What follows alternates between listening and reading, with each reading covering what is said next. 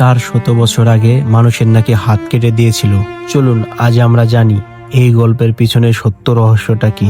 আজ আমি নিয়ে যাব আপনাদের এমন এক সফরে যা আমাদের সরাসরি 400 বছর পিছনে সেই সময় পৌঁছে দেবে যখন ভারতে মুসলিমদের রাজত্ব ছিল। আজ আমরা জানব দুনিয়ার 7 আশ্চর্যের অন্যতম তাজমহল বাস্তবে কিভাবে তৈরি হয়েছিল। কখনো ভেবেছেন সেই যুগে যখন না ছিল বিদ্যুৎ, না ছিল আধুনিক ক্রেন, না কোনো উন্নত প্রযুক্তি, তখন এত চমৎকার আর নিখুঁত একটি ইমারত কিভাবে বানানো সম্ভব হয়েছিল? তাহলে তৈরি হয়ে যান, কারণ আজকের কাহিনী মেহনতের, মহব্বতের আর মানুষের অদম্য সাহসের। আমাদের কাহিনী শুরু হয় 1631 সাল থেকে বুরহানপুর শহরে। এখানে মোগল সম্রাট শাহজাহানের সবচেয়ে প্রিয় বেগম মমতাজ মহল তার 14তম সন্তান জন্ম দেওয়ার সময় শেষ নিঃশ্বাস ত্যাগ করেন। বলা হয় যে টানা 2 বছর পর্যন্ত শাহজাহান গভীর শোকে ডুবেছিলেন, এমনকি তার চুল এক রাতেই সাদা হয়ে গিয়েছিল। কিন্তু এই শোকের মাঝেই একটা অমর প্রতিজ্ঞার জন্ম হয়েছিল, মমতাজের জন্য এমন এক স্মরণীয় ইমারত বানানো যা দুনিয়ায় আর কোথাও নেই। সেটা এমন একটি ইমারত যা শত শত বছর ধরে তাদের ভালোবাসার সাক্ষ্য দিবে। 1632 সালে সম্রাট শাহজাহান যমুনার তীরে একটি জায়গা নির্বাচন করেন। 42 একর জমিতে ছড়ানো এই জায়গাটি এই জন্য বেছে নেওয়া হয়েছিল কারণ একটি আগ্রা ফোর্টের একদম সামনে ছিল, যাতে শাহজাহান নিজের প্রাসাদ থেকে সরাসরি এটি দেখতে পান। আর সবচেয়ে গুরুত্বপূর্ণ বিষয় ছিল এখানকার মাটি, যা এতই মজবুত ছিল যে এত ভারী ইমারতকেও শত শত বছর সামলে রাখতে পারে। শাহজাহান পুরো দুনিয়া থেকে সেরা সেরা সব আর্কিটেক্ট আর কারিগরদের ডেকে পাঠান। প্রধান ছিলেন উস্তাদ আহমদ লাহোরী এবং মীর আব্দুল করিম, যিনি সামগ্রিক ডিজাইন সামলাচ্ছিলেন। আর ছিল ইসমাইল খান, যিনি তুরস্ক থেকে এসেছিলেন এবং গম্বুজ বানানোর বিশেষজ্ঞ ছিলেন। এছাড়া আরো হাজার হাজার স্থানীয় দক্ষ কারিগর ছিলেন।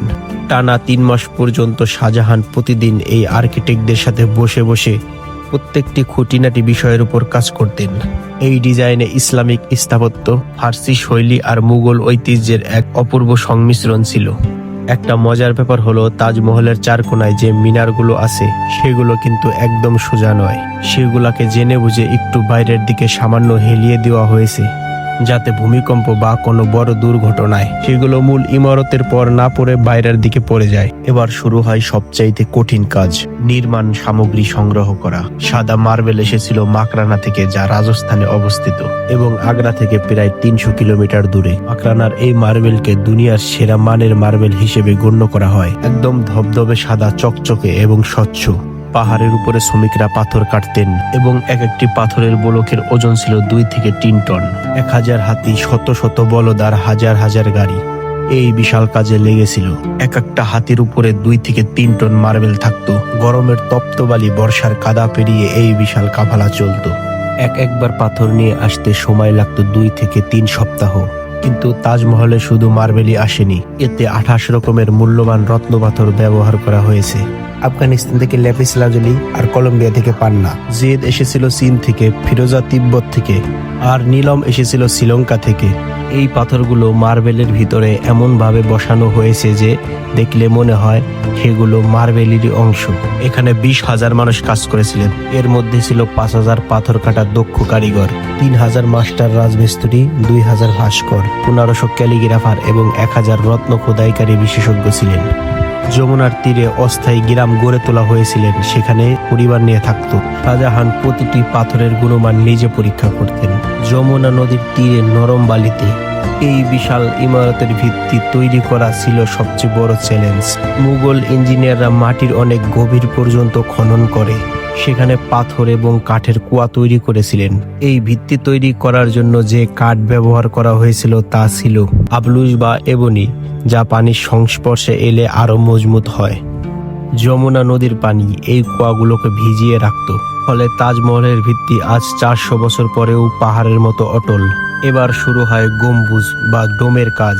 ইসমাইল খান যখন গম্বুজ তৈরি করছিলেন তখন চারপাশে কয়েক কিলোমিটার জুড়ে মাটির ঢালু পথ বা র্যা বানানো হয়েছিল। এই 15 কিলোমিটার লম্বা র্যাম্প দিয়ে হাতিরা টেনে টেনে পাথর একদম উপরে নিয়ে যেত। তাজমহলের প্রধান গম্বুজের উচ্চতা প্রায় 74 মিটার, যা কুতুব মিনারের চাইতেও উঁচু। আপনারা জানলে অবাক হবেন যে তাজমহলের ক্যালিগ্রাফি বা নকশা তৈরি করার জন্য আমানত খান সিরাজি নামে এক মহান শিল্পীকে ইরান থেকে আনা হয়েছিল। মার্বেলের গায়ে পবিত্র কুরআনের আয়াতগুলো এমন জাদুকরী ভাবে লেখা হয়েছে যে নিচ থেকে উপর পর্যন্ত সব অক্ষরই সমান সাইজের মনে হয়। এটি এক অবিশ্বাস্য অপটিক্যাল ইলিউশন। কোরআনের আয়াত, আল্লাহর 99টি নাম দেখলে ঘন্টার পর ঘন্টা তাকিয়ে থাকতে ইচ্ছা করে। পুরা 22 বছর পর্যন্ত এই কাজ চলেছিল।